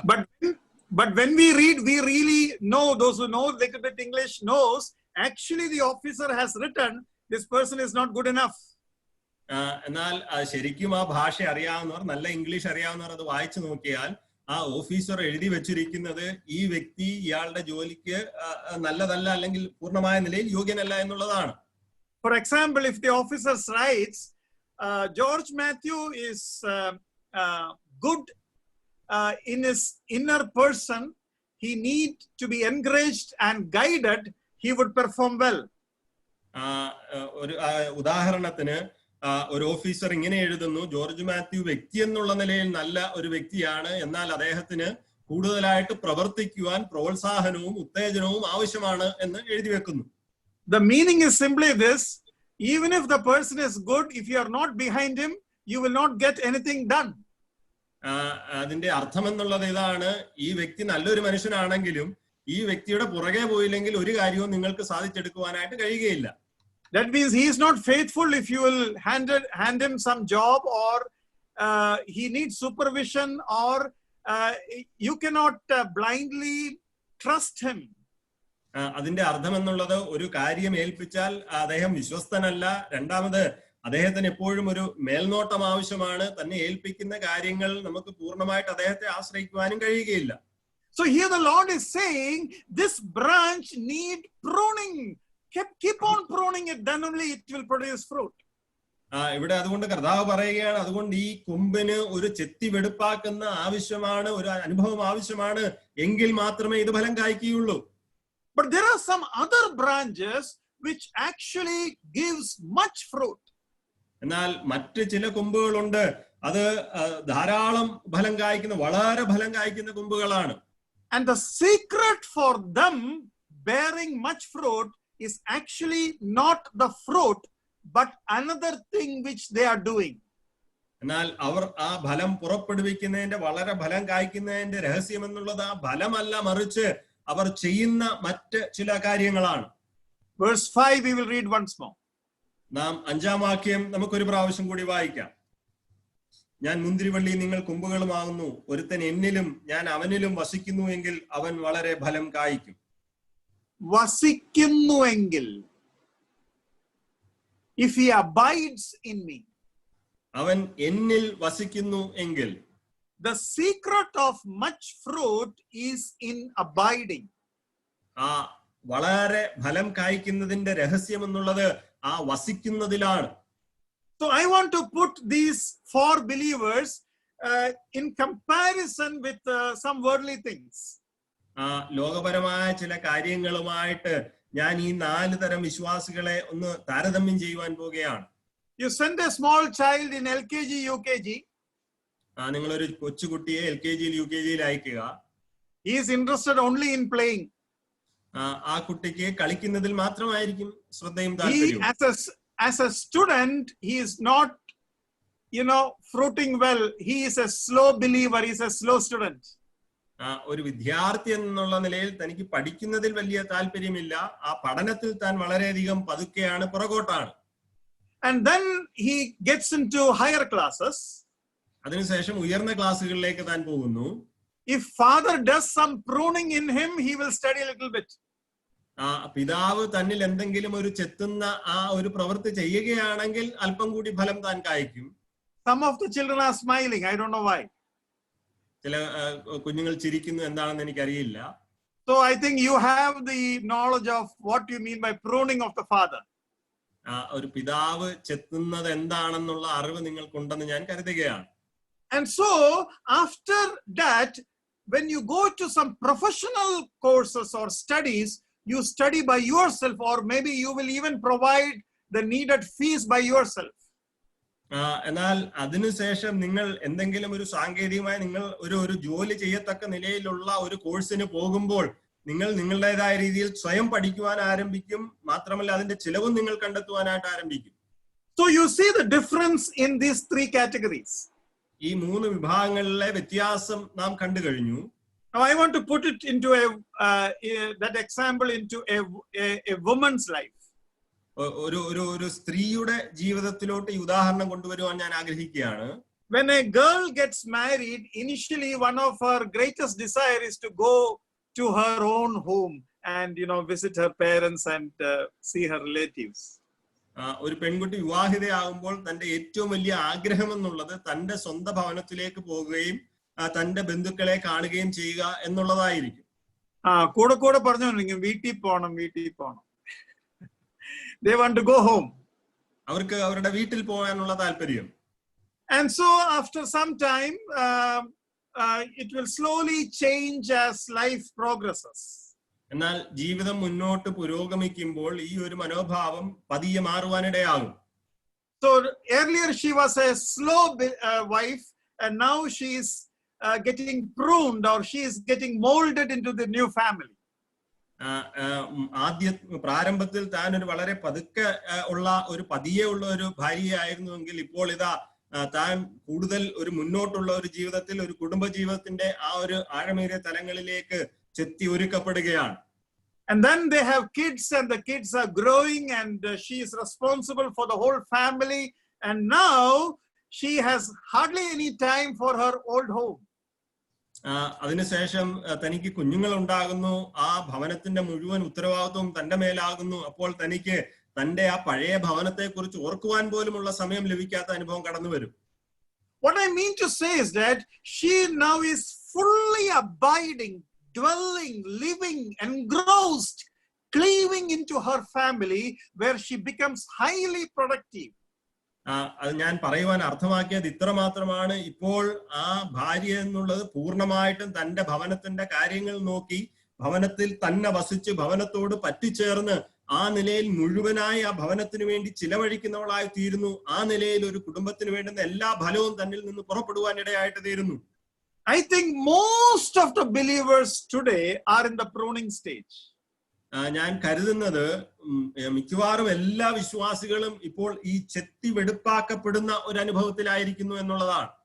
But it would be really wonderful if you have some taste of the abiding believer. എന്നാൽ നിങ്ങൾക്ക് ആ ഒരു വസിക്കുന്ന ആ കർത്താവിനോട് കൂടെ വസിക്കുന്ന ആ ഒരു വിശ്വാസിയുടെ ആ ഒരു അല്പമെങ്കിലും രുചി നുകരുവാൻ സാധിക്കുന്നുവെങ്കിൽ അത് വളരെയധികം ശ്രേഷ്ഠകരമായ ഒരു അനുഭവമായിരിക്കും. But have you ever thought how pruning helps? എന്നാൽ എപ്പോഴെങ്കിലും നിങ്ങൾ ചിന്തിച്ചിട്ടുണ്ടോ ഈ ചെത്തി വെടിപ്പാക്കുന്നത് എങ്ങനെയാണ് സഹായിക്കുന്നത് എന്ന്? Have any of you thought about it? നിങ്ങൾ ആരെങ്കിലും അതിനെക്കുറിച്ച് ചിന്തിച്ചിട്ടുണ്ടോ? Not only wine, like you can take bitter gourd, you can take most of the creepers, you can take ladyfinger, all these plants, you can take chili plant, all these plants, if you prune, you will have double branches, you will have triple branches, and all those new branches will 100% bear fruit. ഈ മുന്തിരിവള്ളി മാത്രമല്ല, പടർന്നു പിടിക്കുന്ന ഏത് സസ്യവും നിങ്ങൾ എടുത്തുകൊള്ളുക, പാവയ്ക്ക ആയിക്കൊള്ളട്ടെ, വെണ്ടയ്ക്ക ആയിക്കൊള്ളട്ടെ, മുളക് ചെടിയായിക്കൊള്ളട്ടെ, അതിനെ നാം ഒന്ന് കോതി അതിന്റെ കൊമ്പ് വെട്ടുകയാണെങ്കിൽ ഇരട്ടി കൊമ്പുകൾ ഉണ്ടാകുകയും ധാരാളം ഫലം അതിൽ നിന്ന് പുറപ്പെടുവാനിടയായി തീരുകയും ചെയ്യും. I have really done it and seen the results. ഞാനത് ശരിക്കും ചെയ്ത് അതിന്റെ ഫലം കണ്ട വ്യക്തിയാണ്. And then I wanted to find out how this is happening. അതിനുശേഷം ഇത് എങ്ങനെയാണ് സംഭവിക്കുന്നത് എന്ന് മനസ്സിലാക്കുവാൻ ഞാൻ ആഗ്രഹിച്ചു. So what I understood is that what they are saying is that all this sap earlier was taken by the branch to grow. എനിക്ക് മനസ്സിലാക്കുവാനായിട്ട് സാധിച്ചത് വ്യക്തികൾ അല്ലെങ്കിൽ അറിവുള്ളവർ പറയുന്നത് ഇതിനു മുൻപ് ഇതിന്റെ കാമ്പ് അല്ലെങ്കിൽ അതിന്റെ ഊറി വരുന്ന ആ കൊമ്പിനകത്തുള്ള എല്ലാ കാമ്പും ഈ കൊമ്പ് ഉപയോഗിച്ചിരുന്നത് അതിന്റെ സ്വന്തം വളർച്ചയ്ക്ക് വേണ്ടി മാത്രമായിരുന്നു. But when the farmer prunes it, എന്നാൽ ആ ഒരു കർഷകൻ അതിനെ ചെത്ത് അല്ലെങ്കിൽ അതിനെ വെട്ടുമ്പോൾ now the branch cannot grow. Then what happens is that sap suddenly transforms into fruit. ഇപ്പോൾ അത് വെട്ടിക്കളയുമ്പോൾ ഇപ്പോൾ അതിന് ആ കൊമ്പിന് വളരുവാൻ സാധിക്കുന്നില്ല. അപ്പോൾ അവിടെ ഉണ്ട കാമ്പുകൾ മുഴുവനും അത് ഫലമായി പരിണമിക്കുകയാണ്. So without pruning, these branches will not give much fruit. എന്നാൽ അത് മുഖാന്തരം ചെത്തി കളയാത്തത് കൊണ്ട് ആ കൊമ്പുകൾക്ക് വളരെ ഫലം കായ്ക്കുവാനായിട്ട് സാധിക്കുകയില്ല. Now in pruning also they call something called 2G cutting and 3G cutting. ഈ ചെത്തി വെടിപ്പാക്കുന്നതിലും 2G കട്ടിങ്ങും 3G കട്ടിങ്ങും എന്നുള്ള ആ വിദ്യകളുണ്ട്. There is no 4G cutting. എന്നാൽ 4G കട്ടിംഗ് ഇല്ല. Don't get mixed up with mobile thing. This is a different thing. ഇത് വ്യത്യസ്തമായ ഒരു കാര്യമാണ്, മൊബൈലുമായി ബന്ധപ്പെടുന്ന ഒന്നും തന്നെയല്ല. The first time when you cut, it will bring two branches, and that's why it is called 2G cutting.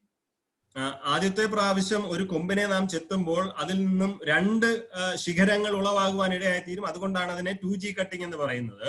And these two branches, if you cut again, it will produce another two. That means total 3. That is 3G cutting. ഈ രണ്ട് കൊമ്പുകളെയും ശിഖരങ്ങളെയും പിന്നെയും നാം ഒന്ന് ചെത്തുമ്പോൾ അതിൽ നിന്ന് പിന്നെയും കൊമ്പ് ഉളവാകുവാൻ ഇടയായിട്ട് തീരും ഈ രണ്ട് വീതം. അതുകൊണ്ടാണ് അതിനെ 3G കട്ടിംഗ് എന്ന് പറയുന്നത്. So what I understood is that two things. One, our energy is used for our spiritual growth, which is not a right thing. That spiritual growth, which I mean, is that in activity, in fame, in ministry. ഇവിടെ എനിക്ക് മനസ്സിലാക്കുവാനായിട്ട് സാധിച്ചത് ആ സ്വന്തമായിട്ട് ആ ഊർജം ഉപയോഗിക്കുന്ന ആ ഒരു അനുഭവം സ്വയം വളരുവാൻ വേണ്ടിയാണ്. വിശ്വാസികളോടുള്ള ബന്ധത്തിൽ നമ്മുടെ ആത്മീക വളർച്ച എന്നർത്ഥമാക്കുന്നത് നമ്മുടെ പ്രശസ്തിക്ക് വേണ്ടി അല്ലെങ്കിൽ നമ്മുടെ വ്യക്തിപരമായ ശുശ്രൂഷകൾക്ക് വേണ്ടി ആ നിലയിൽ ആ ഊർജം ഉപയോഗിക്കുന്നതിനെയാണ്. അതൊരിക്കലും അഭികാമ്യമായ കാര്യമല്ല. It's a sad thing. Most of the believers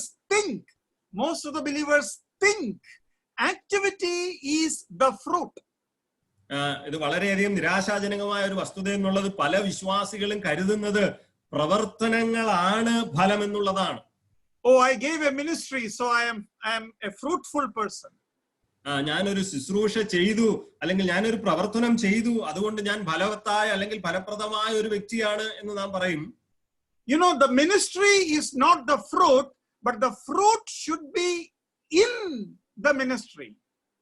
പ്രിയമുള്ളവരെ, ആ പ്രവർത്തനം എന്നുള്ളതല്ല ഫലം, മറിച്ച് ആ പ്രവർത്തനത്തിലാണ് ആ ഫലം ഉണ്ടാകേണ്ടത്.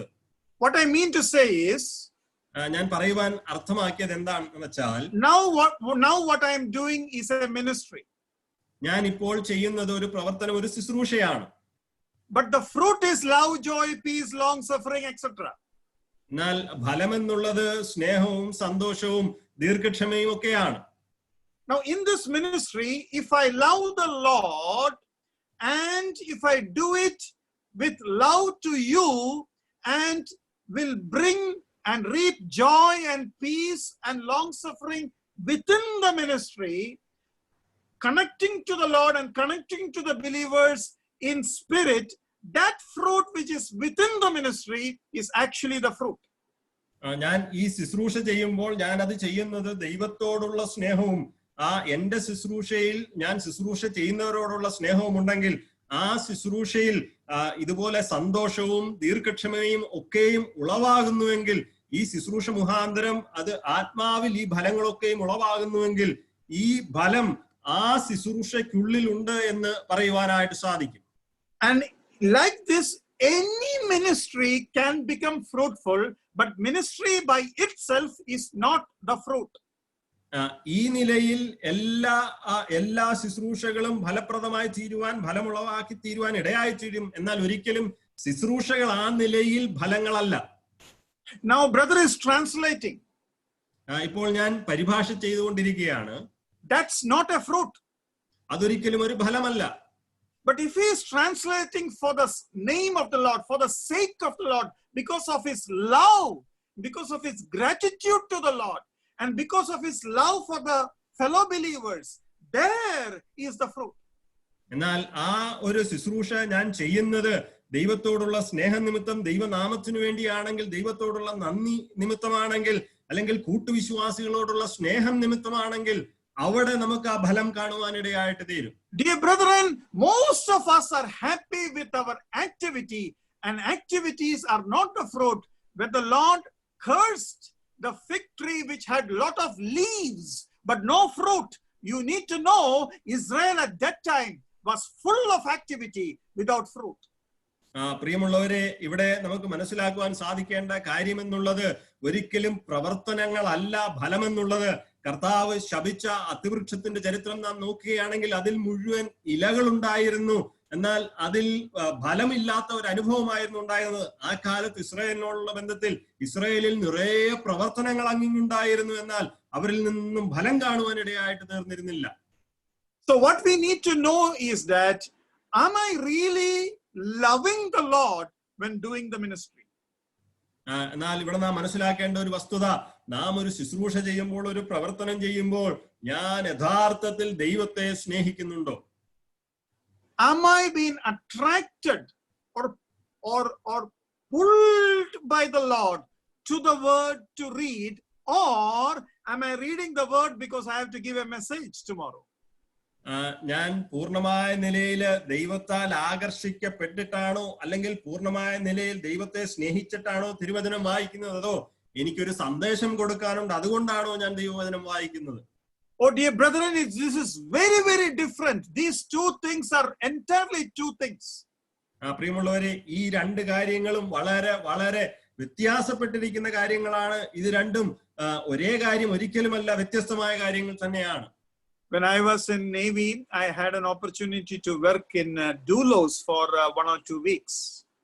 ഞാൻ നേവിയിലായിരുന്നപ്പോൾ 1-2 ആഴ്ച ഡൂലോസ് കപ്പലിൽ പ്രവർത്തിക്കുവാനുള്ള അവസരം എനിക്ക് ലഭിച്ചു. So that time my all desire is to serve the Lord. ആ സമയത്ത് എന്റെ എല്ലാ ആഗ്രഹവും കർത്താവിനെ സേവിക്കുക എന്നുള്ളതായിരുന്നു. Now when you go to Doulos, they don't give you preaching ministry and all. They will ask you to sweep, they will ask you to paint, they will ask you to remove the grease, all dirty jobs. എന്നാൽ നിങ്ങൾ ഡൂലോസിൽ പോകുമ്പോൾ അവിടെ ഒരിക്കലും അവർ പ്രസംഗിക്കാനുള്ള ഒരു അവസരം തരത്തില്ല, മറിച്ച് നമ്മൾ തറ തൂക്കുവാനും പെയിന്റ് ചെയ്യുവാനും ഗ്രീസ് ഇടുവാനും അങ്ങനെയൊക്കെയുള്ള മോശമായ ജോലികളാണ് തരുന്നത്. But I used to do with great enthusiasm, knowing by doing this paint, I am painting for the Lord. Because if I do it in Navy, it is not for the Lord, it is for the country.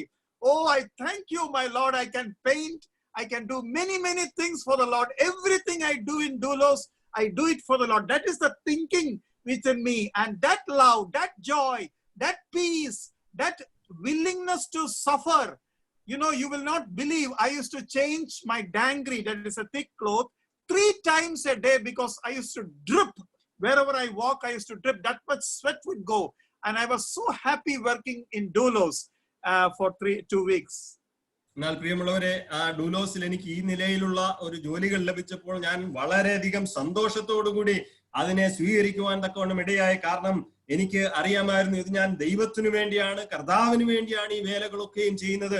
ആ താല്പര്യത്തോടുകൂടി ഞാൻ നേവിയിൽ ജോലി ചെയ്താൽ ഒരിക്കലും ഞാൻ കർത്താവിന് വേണ്ടിയല്ല ചെയ്യുന്നത്, പക്ഷേ ഇവിടെ ചെയ്യുന്ന എല്ലാ ജോലികളും കർത്താവിന് വേണ്ടിയാണെന്നുള്ള പൂർണ്ണമായ ആ താല്പര്യത്തിൽ, ആ സ്നേഹം, ആ സന്തോഷം, ആ സമാധാനം എന്നെ ഭരിക്കുവാൻ ഇടയായിട്ട് തീർന്നു. ഒരു ദിവസത്തിൽ 3 പ്രാവശ്യം ഞാൻ എന്റെ ആ കവറോൾ യൂണിഫോം മാറേണ്ട അനുഭവം വരെയും, അത്രമാത്രം വിയർപ്പിന്റെ ഒരു അനുഭവം എന്റെ ജീവിതത്തിൽ കടന്നു വന്നിട്ട് പോലും പൂർണ്ണമായ സന്തോഷത്തോടുകൂടി ദൈവത്തിന് വേണ്ടി ചെയ്യുകയാണെന്നുള്ള ബോധ്യത്തോടു കൂടി ചെയ്യുവാനിടയായിട്ട് തീർന്നു. Now I am going to say something very, very serious. വളരെ ഗൗരവകരമായ ഒരു കാര്യം പറയുവാനായിട്ട് ഞാൻ പോവുകയാണ്. Till now, the way the message was going, till now, we thought or we think fruiting or bearing fruit is the most important thing.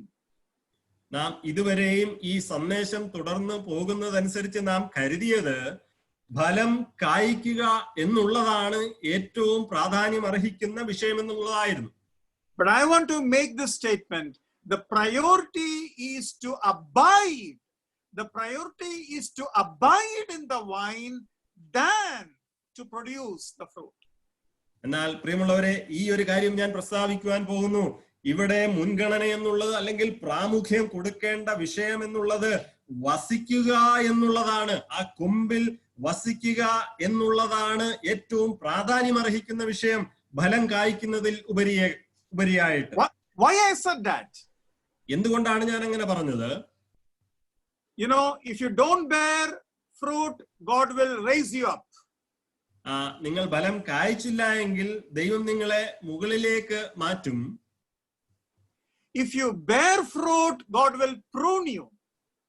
നിങ്ങൾ ഫലം കായ്ച്ചാൽ ദൈവം നിങ്ങളെ ചെത്തിവെടിപ്പാക്കും. If you abide in the Lord, you will bear much fruit. നിങ്ങൾ കർത്താവിൽ വസിച്ചാൽ നിങ്ങൾ വളരെ ഫലം കായ്ക്കും. But if you will not abide, then what the Lord will do? എന്നാൽ നിങ്ങൾ വസിക്കുന്നില്ല എങ്കിൽ എന്താണ് കർത്താവ് ചെയ്യുന്നത്? That is very, very dangerous. അത് വളരെയധികം അപകടകരമായ ഒരു കാര്യമാണ്. Verse 6. 6-ാമത്തെ വാക്യം. If anyone does not abide in me, he is cast out as a branch and is withered. എന്നിൽ വസിക്കാത്തവനെ ഒരു കൊമ്പ് പോലെ പുറത്തു കളഞ്ഞിട്ട് അവൻ ഉണങ്ങിപ്പോകുന്നു. Here the verse does not say if anybody does not fruit, if anybody does not bear fruit, I will cut. No, it's not written like that. ഇവിടെ ഈ വാക്യം ഇങ്ങനെയല്ല പറയുന്നത്. ഒരുവൻ ഫലം കായ്ക്കുന്നില്ല എങ്കിൽ അവനെ പുറത്തു കളയുമെന്നല്ല പറയുന്നത്. If you don't abide, I would cast you out. എന്നാൽ നിങ്ങൾ വസിക്കുന്നില്ല എങ്കിൽ ഞാൻ നിങ്ങളെ പുറത്തു കളയും. See, this is what is most important. ഇതാണ് ഏറ്റവും പ്രാധാന്യം അർഹിക്കുന്ന കാര്യമായിട്ടിരിക്കുന്നത്. Because this is where there is no solution. കാരണം ഇവിടെയാണ് ഒരു വിധത്തിലും നമുക്കൊരു പരിഹാരം കാണുവാൻ കഴിയാത്തത്. There are sin which is for death. That is what the word of God says in John chapter 1. Sorry, 1 John. മരണത്തിനായിട്ടുള്ള പാപമുണ്ട് എന്ന് 1 യോഹന്നാനിൽ പറയുന്നുണ്ട്. That means God will take out the opportunity for you to bear fruit if you don't abide. നിങ്ങൾ വസിക്കുന്നില്ല എങ്കിൽ ഫലം കായ്ക്കുവാനുള്ള ഒരു അവസരം ദൈവം നിങ്ങളിൽ നിന്ന് എടുത്തു കളയും. No, abide does not mean are you the branch or not. You are the branch, no problem in it. But abiding means to cleave. Abiding means to get attached, to get engrossed, to be in love with the Lord. ഇവിടെ വസിക്കുക എന്നുള്ളത് കൊണ്ട് അർത്ഥമാകുന്ന ഒരിക്കലും നിങ്ങൾ കൊമ്പുകൾ അല്ലാതാകുന്നില്ല. എന്നാൽ വസിക്കുക എന്നതുകൊണ്ട് അർത്ഥമാകുന്നത് ആ പറ്റിച്ചേർന്ന് നിൽക്കുന്ന, ആ പുണർന്നു നിൽക്കുന്ന കർത്താവുമായിട്ട് വളരെയധികം അടുത്ത ബന്ധം പുലർത്തുന്ന ഒരു അനുഭവത്തെയാണ് വസിക്കുക എന്നതുകൊണ്ട് അർത്ഥമാക്കുന്നത്. A branch has the choice whether it wants to abide or it does not want to abide. ഒരു താൻ വസിക്കണമോ വസിക്കണ്ടായോ എന്നുള്ള ഒരു തീരുമാനം എടുക്കുവാനുള്ള അധികാരം കൊമ്പിന് തീർച്ചയായിട്ടുമുണ്ട്. അവൻ ആ തിരഞ്ഞെടുപ്പ് നടത്തുവാനുള്ള അവസരമുണ്ട്. Now listen to the next statement. അടുത്ത പ്രസ്താവന നിങ്ങൾ ശ്രദ്ധിക്കണമേ. Much fruit is an obvious result of abiding. ആ വസിക്കുന്നതിൽ നിന്ന് ഉളവാകുന്ന തീർച്ചയായിട്ടുമുള്ള അല്ലെങ്കിൽ ഉറപ്പായിട്ടും സംഭവിക്കുന്ന ഒരു കാര്യമാണ് വളരെ ഫലം കായ്ക്കുക എന്നുള്ളത്. The word of God does not say you need to bear much fruit. No, word of God does not say that. The word of God says if you abide, you will bear much fruit. ദൈവത്തിന്റെ വചനം ഒരിക്കലും പറയുന്നില്ല നിങ്ങൾ വളരെ ഫലം കായ്ക്കണമെന്ന് പറയുന്നില്ല. എന്നാൽ തിരുവചനം നമ്മോട് പറയുന്നത് നിങ്ങൾ വസിക്കുന്നു എങ്കിൽ നിങ്ങൾ തീർച്ചയായിട്ടും ഫലം കായ്ക്കുമെന്നുള്ളതാണ്. Read verse 5 again. 5ാമത്തെ വാക്യം ഒരു പ്രാവശ്യം കൂടി വായിക്കുക. He who abides in me and I in him, it's written, bears much fruit, will bear, bears, കായ്ക്കും എന്ന് അതൊന്ന് മലയാളത്തിൽ വായിച്ചേ. ഒരുത്തൻ എന്നിലും ഞാൻ അവനിലും വസിക്കുന്നു എങ്കിൽ അവൻ വളരെ ഫലം കായ്ക്കും. അത് എന്ത് പറയുന്നത്, irrespective of any person, if you abide, the rest is irrevocable. It has to happen. ഇവിടെ നാം വസിക്കുന്നു എങ്കിൽ തീർച്ചയായിട്ടും ഫലം കായ്ക്കുക തന്നെ ചെയ്യും. ആർക്കും അതിനെ തടയുവാനായിട്ട് സാധിക്കുകയില്ല, ആർക്കും അത് എടുത്തു മാറ്റുവാനായിട്ട് സാധിക്കുകയില്ല. അത് ശരിയായി സംഭവിക്കുന്ന ഒരു കാര്യം തന്നെയായിരിക്കും. All you need to focus is whether I am abiding or not.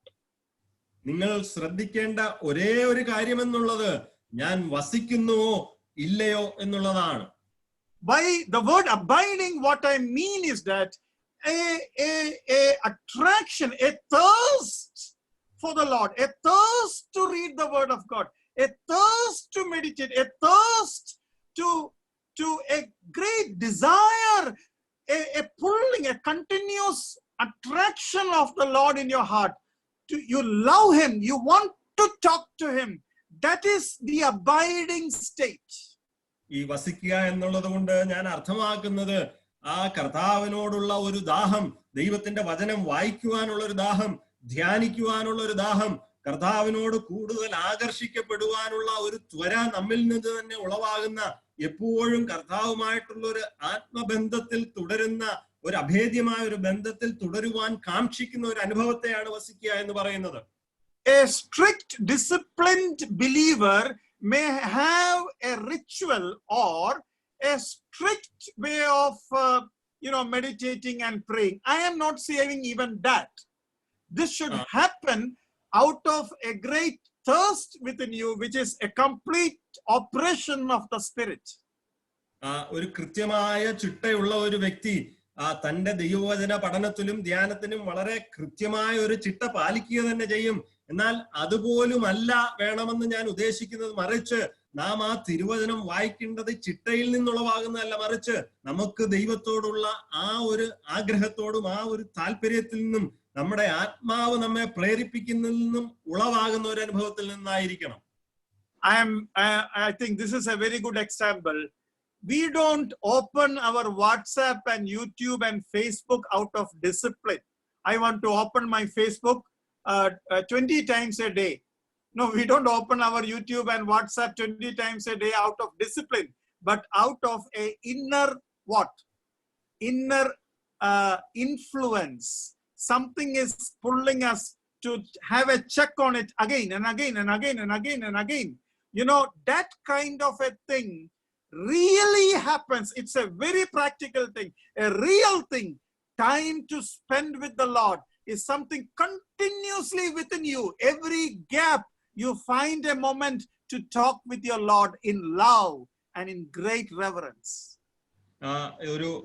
നമുക്ക് വളരെ പെട്ടെന്ന് മനസ്സിലാകുന്ന ഒരു ഉദാഹരണത്തിൽ കൂടി അത് വിശദീകരിക്കുവാൻ ഞാൻ ആഗ്രഹിക്കുന്നത്. നമുക്കറിയാം, നാം ഒരിക്കലും ഒരു ചിട്ട വച്ചല്ല നമ്മൾ യൂട്യൂബും വാട്സപ്പും നോക്കുന്നത്. ഒരു ദിവസം ഞാൻ 20 പ്രാവശ്യം വാട്സപ്പ് ഓപ്പൺ ചെയ്യും, 20 പ്രാവശ്യം യൂട്യൂബ് ചെയ്യും, ആ നിലയിലല്ല. മറിച്ച് നമ്മുടെ ഉള്ളിൽ നിന്നും എപ്പോഴും ഒരു ത്വര വന്നുകൊണ്ടേയിരിക്കും ഇതൊന്ന് തുറന്നു നോക്കുവാൻ.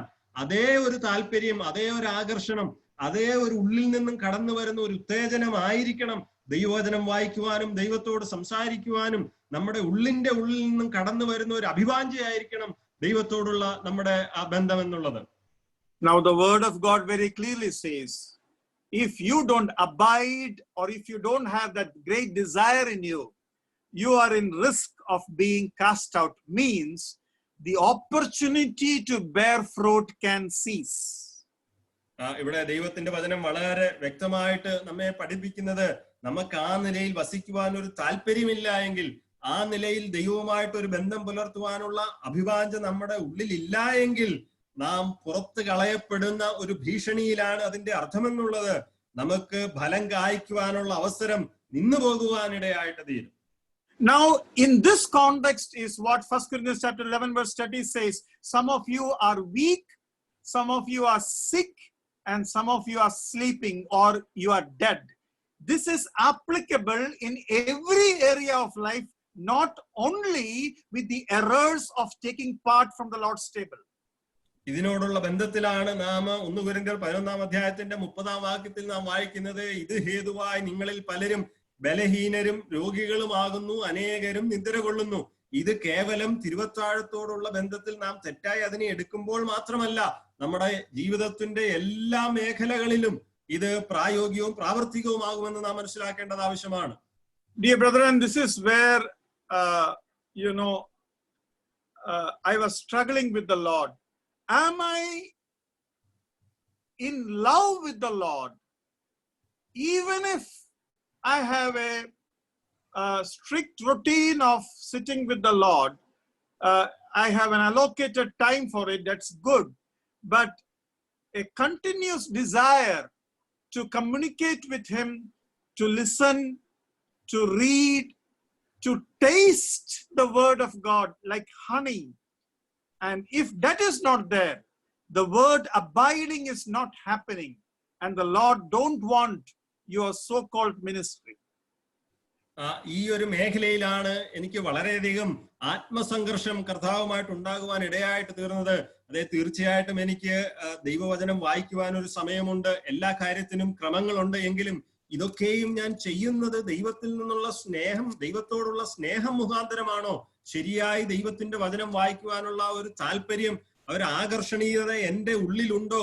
ആ ദൈവവചനമാകുന്ന തേൻ രുചിച്ചു നോക്കുവാനുള്ള ആ ഒരു വാഞ്ച എന്നിൽ നിന്നും വരുന്നുണ്ടോ എന്നുള്ള ആ ഒരു താല്പര്യം എന്നിൽ ഉണ്ട് എങ്കിൽ മാത്രമേ അത് ആ നിലയിൽ ഫലം കായ്ക്കുന്നു, അല്ലെങ്കിൽ ദൈവത്തിൽ വസിക്കുന്നു എന്നൊരു അനുഭവം എന്നിൽ ഉണ്ടാകുകയുള്ളൂ എന്നുള്ളത് കൊണ്ടാണ് എനിക്ക് വളരെയധികം ആ ഒരു വിഷയത്തിൽ ഒരു ചിന്ത ഉളവാകാനിടയായിട്ട് തീർന്നത്. If you struggle to bear fruit, the problem is in abiding. നിങ്ങൾ ഫലം കായ്ക്കുവാൻ ബുദ്ധിമുട്ട് അനുഭവിക്കുന്നുവെങ്കിൽ പ്രശ്നമെന്നുള്ളത് നിങ്ങൾ വസിക്കുന്നതിലാണ് കിടക്കുന്നത്. You have to recognize that. നിങ്ങൾ അത് തിരിച്ചറിയേണ്ടത് ആവശ്യമാണ്. And let us repent for not being in love, in great intimate relationship of abiding with the Lord and suffering or struggling to bear fruit. നാം ഇത്രത്തോളവും ആ ദൈവവുമായിട്ടുള്ള ഒരു വളരെ ആത്മബന്ധം പുലർത്താതെ പോയതിന്, ദൈവവുമായിട്ട് ആ വളരെയധികം മാധുര്യമായ ഒരു ബന്ധം സൂക്ഷിക്കാതെ പോയതിന്, അങ്ങനെ സൂക്ഷിക്കാത്തത് കൊണ്ട്, ദൈവത്തോടുള്ള നമ്മുടെ ഉള്ളിൽ ഒരു അഭിവാഞ്ച ഇല്ലാത്തത് കൊണ്ട് നാം ഫലം അനുഭവിക്കുവാൻ, ഫലം കായ്ക്കുവാൻ കഴിയാതെ ഇരുന്നത് ഓർത്ത് നമുക്ക് ദൈവസന്നിധിയിൽ പശ്ചാത്തപിക്കുവാനിടയായിട്ട് തീരട്ടെ. When you come closer to God, the first thing you have to check is, am I approaching with love? And when you realize that God has planted love in you for Him, before you speak to Him itself, you are filled with joy, and that's the beginning of much fruit. നാം ദൈവത്തിന്റെ സന്നിധിയിലേക്ക് അടുത്തു വരുമ്പോൾ ഒന്നാമത്തെ കാര്യം നാം പരിശോധിക്കേണ്ടത്, ഞാൻ ദൈവസന്നിധിയിൽ കടന്നു വരുന്നത് ആ ദൈവത്തോടുള്ള സ്നേഹം കൊണ്ടാണോ? ആ ദൈവം എന്റെ ഉള്ളിൽ ദൈവത്തോടുള്ള സ്നേഹം നട്ടിരിക്കുന്നു എന്ന് നാം തിരിച്ചറിയുമ്പോൾ വളരെയധികം സന്തോഷത്തോടും സ്നേഹത്തോടും കൂടി നമുക്ക് ദൈവത്തിന്റെ അടുക്കിലേക്ക് കടന്നു ചെന്ന് അവനിൽ വസിക്കുവാനായിട്ട് ഇടയായിട്ട് തീരും. ആ നിലയിൽ നമുക്ക് ഫലം കായ്ക്കുവാൻ ഇടയായിട്ട് തീരും. I know that I took a couple of minutes extra, but I'm sure you will bear with me, because in Zoom meeting nobody can say the hall is going to be closed or any other excuses. That the Lord's name be glorified. Thank you very much. Let the Spirit continue to teach you how to love the Lord and to be in love and rejoice and enjoy your Christian life. ഞാൻ അല്പനിമിഷങ്ങൾ അധികം എടുത്തു എന്ന് കരുതുന്നു. ദേവിയേതനോട് ക്ഷമിക്കണം. എങ്കിലും നമുക്ക് വരുന്ന ദിവസങ്ങളിൽ നമുക്ക് കർത്താവിനെ സ്നേഹിച്ചുകൊണ്ട് ആ സ്നേഹത്തിൽ വസിച്ചുകൊണ്ട് അവനായിട്ട് ഫലം കായ്ക്കുവാൻ ഇടയായിട്ട് തീരട്ടെ. ദൈവനാമം മഹത്വപ്പെടുമാറാകട്ടെ.